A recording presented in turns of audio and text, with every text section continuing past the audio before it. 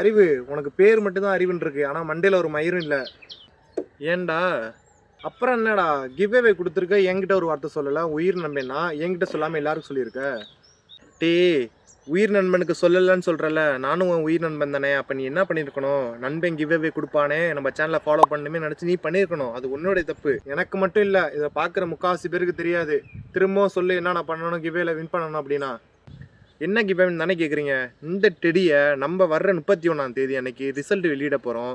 இது எப்படி செலக்ட் பண்ண போகிறோம் அப்படின்னு பார்த்தீங்கன்னா, நம்ம சேனலை ஃபாலோ பண்ணியிருக்கணும், கமெண்ட் செக்ஷனில் 2 ஃப்ரெண்டை டேக் பண்ணி விட்டுருக்கணும், குலுக்கல் முறையில் தேர்ந்தெடுத்து வர்ற 31ஆம் தேதி ரிசல்ட் வெளியிட போகிறோம் யார் வின்னர்னு. ஸோ அவங்களுக்கு வின் பண்ண அவங்களுக்கு மெசேஜ் போட்டு கொரியரில் போட்டு விட்டுறலாம்.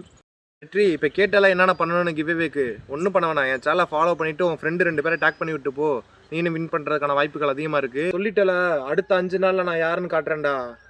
பேரில் மட்டும் வெற்றி இருந்தால் பார்த்தாதுடா, செயல்லையும் காட்டணும், அதான் வெற்றி. சரியா?